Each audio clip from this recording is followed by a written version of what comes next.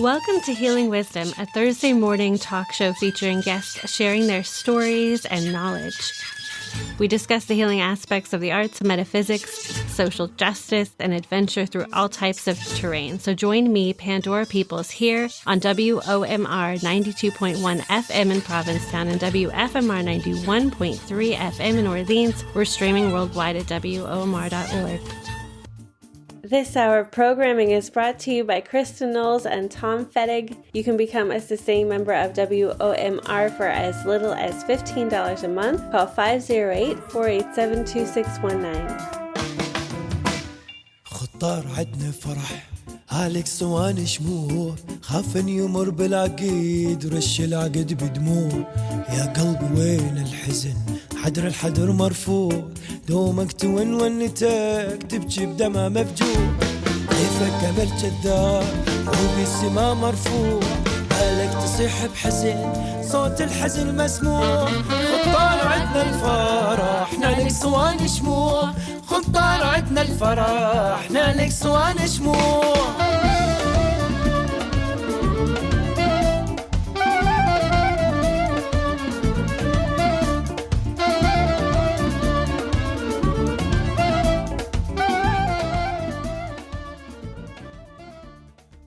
My next guest is musician Ahmed Moneka with a new album, Kankafula, featuring Afro-Iraqi Sufi music. He attended Baghdad's Institute of Fine Art and became the youngest member of the Iraqi National Theatre and first Black TV presenter in Iraq. Thank you so much, Ahmed, for joining us today. Oh, thank you so much, really, for interviewing me. I'm so happy to be here with you. So tell us what inspired this album. It seems like it's been your whole journey and a culmination of many, many experiences because you were born in Iraq, your ancestors are from Kenya, and then you came to be a refugee. Exactly. I tried to capture this three element or three continent, let's say, or three different genres, if we want to say it in music. Like my ancestors, from Mombasa, Kenya, we have this Afro-Sufi ritual, Moneka. And growing up with that ritual, we're learning how to play the drums, I learned how to sing. And singing and music for me was ritual, was ceremony, was, healing to do that. And also to connect with our history as a family. And then the Arabic part of me as Iraqi, I study theater in Baghdad, and part of my study I learned the maqam, which is the Arabic music, the Arabic scales of the music that you include in all Arabic countries, but also in Iran and Turkey, and also a little bit in Greece. So I discovered that, explore, I learned from my old teacher in the institution of arts. So I become the actor who knows how to sing. When I end up here in Canada, I was not planning, to be honest, to stay or apply for refugee status or whatever. But then I came to Toronto International Film Festival. At that time, it was like almost 9 years ago now, 2015. We came in with a film called The Society. Was part of my activism in Iraq. It was responding towards the gay right and the human right at that time. And we made this film, short film, screened in Cannes Festival first and then in TIFF. And I was forced to stay in order to save my life. So I applied for asylum and become my new home. At the beginning, I was not want to stay here. I want to be back home. But now become my new home. And music started with me here. To be honest, music saved my life because I didn't speak English at the beginning. So music, I met this guy's named Tangi Robas. We have a band together. It's called Mosquito Bar. And we do Balkan, Celtic, Arabic. And when I saw the people how really thirsty and they really don't know a lot about Arabic culture or music, I know for me, art is joy and love. And I want to inspire. I want to make it contagious and the same feeling we used to feel with my family, like this joy of music and trance. I wanted to do that with my new project, Moneka Arabic Jazz. And that's what I captured in Kankafula. Kankafula means the channeling or the ecstasy that we receive from the music. And the album is talking about this journey, talking about some song about Baghdad, talking about some song about Toronto, and there's Amman safety because I'm trying to respond about what's happening now in the world and all these wars and which is I don't like. I'm a survivor of wars, of 3 wars. So really, I'm trying to encourage people to harmonize, to look at each other in curiosity and love and respect and safety that we could provide to each other. We could be together and hopefully we could teach the next generation to be peaceful with each other. So there's a lot of songs you will hear, the African grooves, the Arabic maqam, and the funk, the jazz, the reggae, like you know what I mean, like the genres that I listen to it here in my new home in Toronto. We're going to hear part of the track Aman of Kankafula from Ahmed Moneka. I'm very hopefully that like everyone in Iraq could live in a free way and to do what they love to do and to be themselves in a very honest way. Safety. As a survivor for 3 wars, I really seek for it. And that practice made me think of providing man to the people around me, to the people surrounding me, people I know, people even I don't know. With eye contact, with open listen, with open heart, because we all deserve a man. No gun, just a man. فرحتنا بالتغيير طلعت حلم نور مثل السراب وراح ما يبقى للدور كيفنا قلنا الخير والحظ جانا مثل اللي راد عيون قصوا لذانه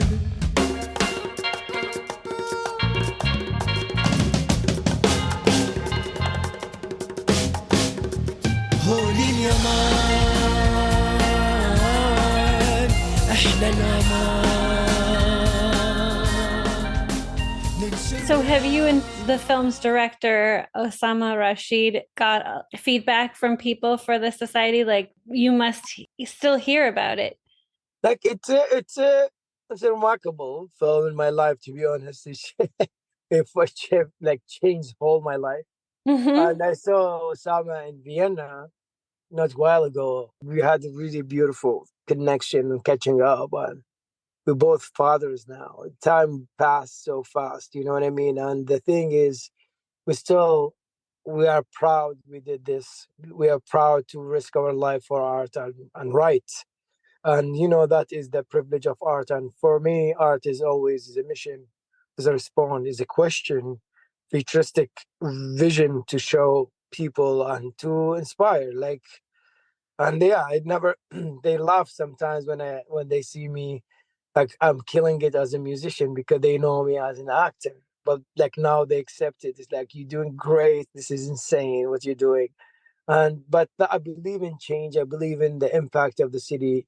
Like every place change you know what I mean? If it change you, the way you think, of course, with the values you have, with the treasure you came with. But as a performer now, I'm from an actor to a musician. Still act, but mostly I'm a musician, and now I'm touring all the nation and like sharing the love that we have really in a very clear way, in a very honest way. And I love the impact. There's really, like, Canada is one of the best countries in the world because the people are really nice and really look at you as a human, and that value and dignity allowed you to belong. And that's what I'm trying to do to respond to my new home. Yeah. Your ancestors took part in a famous rebellion that created a revolution back in the 8th century. Yes. That's a pretty awesome history. Yes. I'm so glad. You're amazing. Like, it is really beautiful research. The thing is exactly this. The first Black revolution happened in this planet, to be honest. And in the West, we don't know a lot about what happened there. And like, feel so privileged to be reason to, like, raising that up and also talk about my ancestors and how they are like awesome. Like this community, there's not only my family from Kenya, but there's Somalian from Somalian, there's from Habasha, the kingdom, like Eritrea, Ethiopia. There is from Tanzania. There is some from like Nuba between Egypt and Sudan. That was also a crazy big civilization.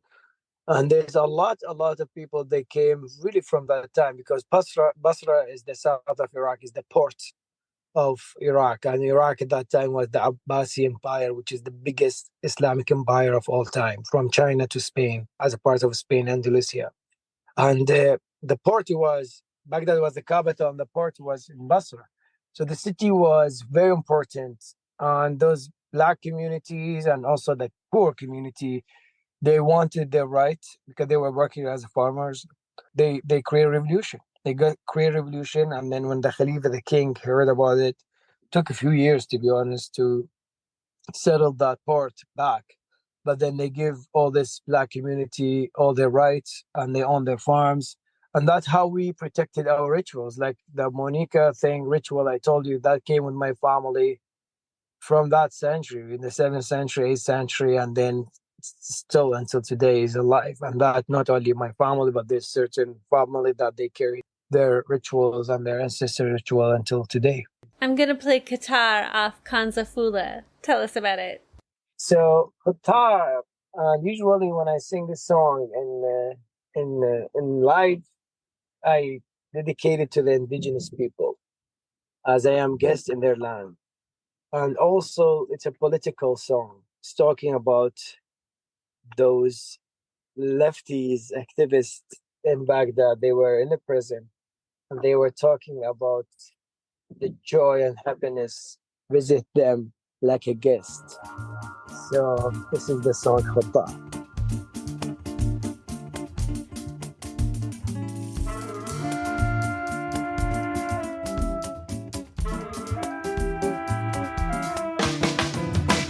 خطار عدنا فرح هالك صوان شموع خاف ان يمر بالعقيد رش العقد بدموع يا قلبي وين الحزن حدر الحدر مرفوع دومك ونتك تبكي بدمع مفجوع كيفك امل كذاب فوق السما مرفوع بالك تصيح بحزن صوت الحزن مسموع خطار عدنا الفرح نالك صوان شموع خطار عدنا الفرح نالك صوان شموع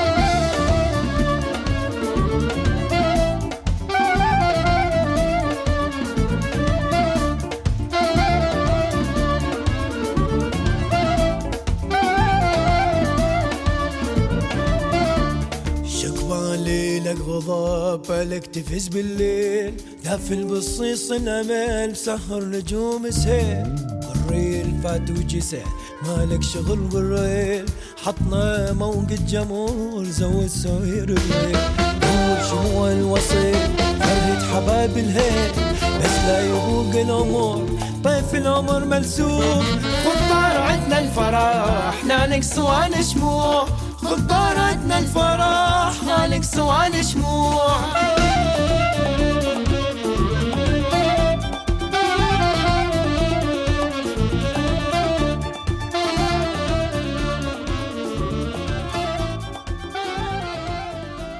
You're listening to Healing Wisdom on WOMR. My name's Pandora Peoples, and we are speaking with Ahmed Moneka about his Iraqi Sufi background and his new album Kankafula.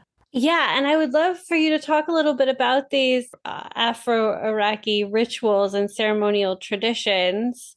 Yes. So, like for example, my family, we have the Moneka is from Mombasi, is a Bambasi tariqa, which is from Mombasa, the city, and is a Muslim Sufi ritual, but with really African etiquette, with the drumming, like the drums is African, and the songs is also Swahili, is African, the costumes is African, like we wear white with beads, and like the whole process, the whole ritual, the ceremony, the etiquette is very like the guest is coming, they sit in a certain way, the people from the family, they sit in a certain way of the room, the band, the singer, the leader, and the other, like is both mixed genders. Like there is a man and there is a woman. We call them the baba and the mama, and it's healing. the purpose of creating that to heal someone that they need support, they need, with the music, with the songs, with the energy of the room, with the channeling, that people they go like for a week, that rituals until they feel their soul is full and back to on the track basically. So that is in my family. We have big drums, and then there's two other drums that they carry the rhythm and they contrast with each other. There's the Nuban ritual, for example, with the bass harp and with the other small drums, and also beautiful ritual originally from Nuba. And like and there's a bush ritual as well, chitanga, the lewa. There's like names like kumbia, it's like jazz, but Ooh. in the but that the Afro Middle Eastern mix. And also there's like in that region some influencer from South Asia as well, because like through the water, everything Mhm. just connect with each other. These rituals are ecstatic. They are trance-like. Is there like ecstatic dancing, like in a kind of hypnotic state? How Yeah, would like start with a circle with a very slow bass, and then yeah, reach at the level the channeling when you reach is like people really like dance like a waves of ocean. You know what I mean? Like they dance with togetherness. There's a huge unity in the dance, but you don't know how this dance is so organized with this amount of energy. Everyone feeling each other, everyone dancing with each other.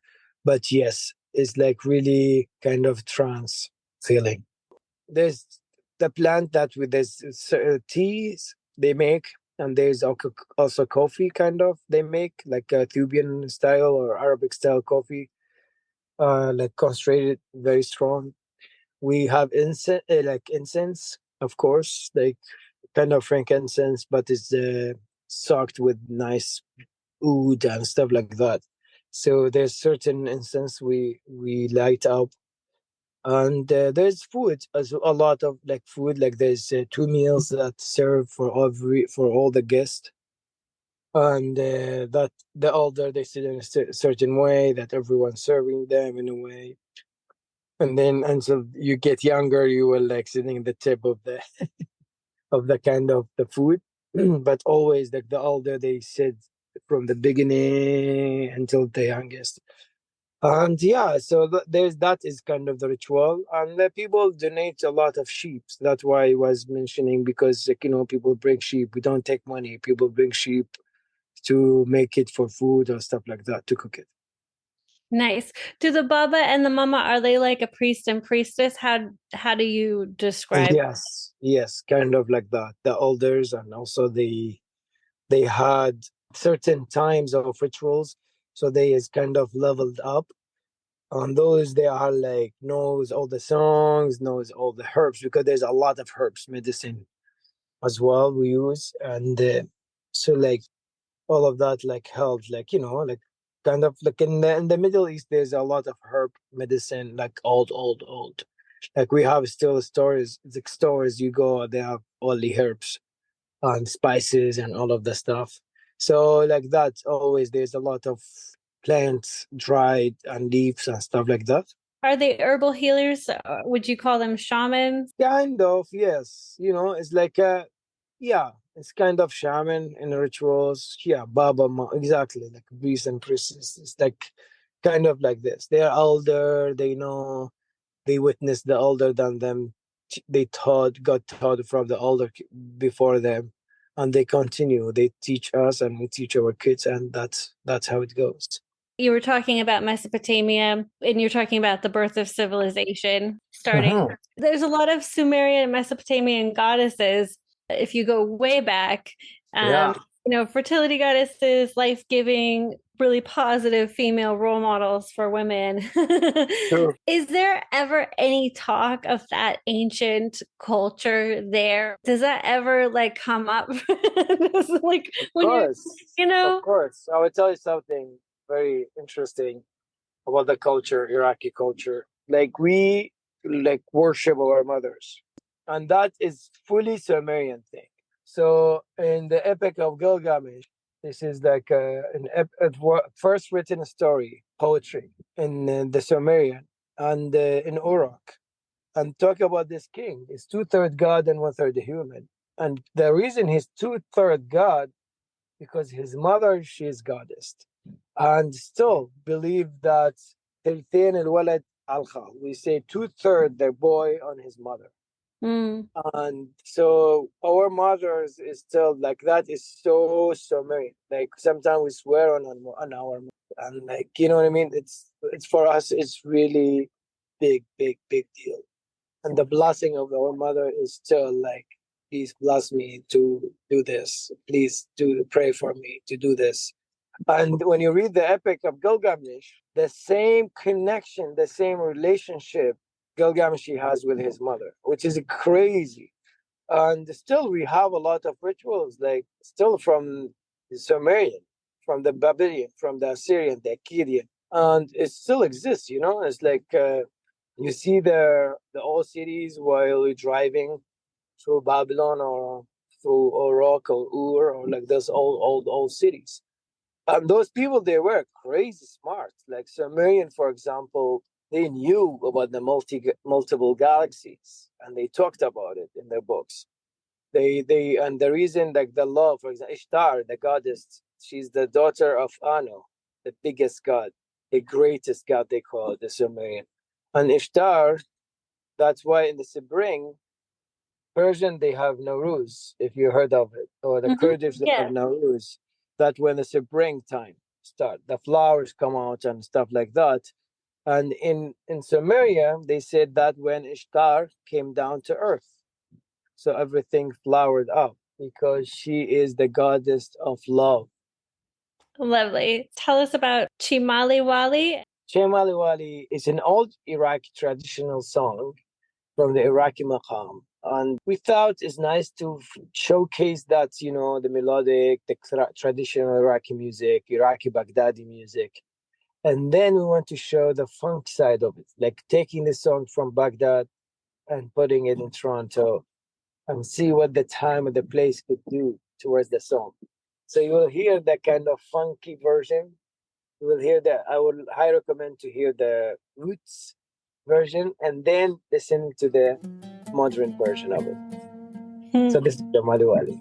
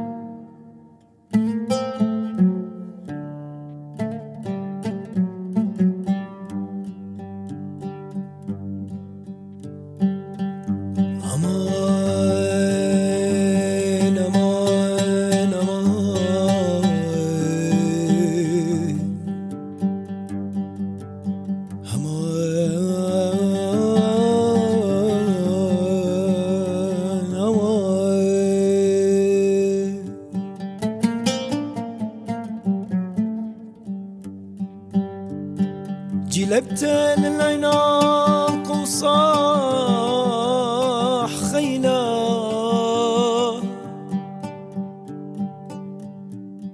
وتكلل بحمرار الوجين خينا وتكلل. You are listening to Healing Wisdom on WOMR 92.1 FM in Provincetown and WFMR 91.3 FM in Orleans. We're speaking with Ahmed Moneka. We're going to hear part 2 of Chimali Wali, which is the funky version.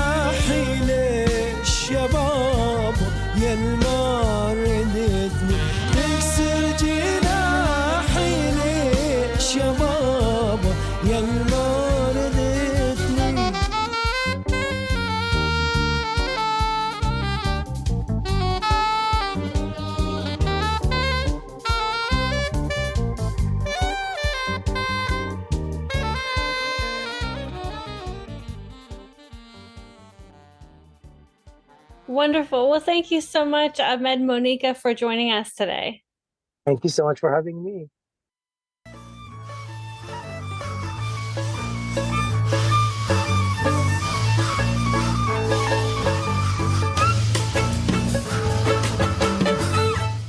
You've been listening to Healing Wisdom at Outermost Radio. All of our shows are podcasts at WOMR.org. Also check out healingwisdomradioshow.com and contact me at pandora@WOMR.org.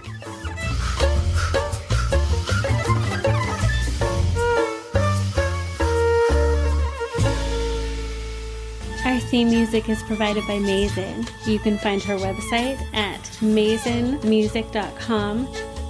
That's MAESYN.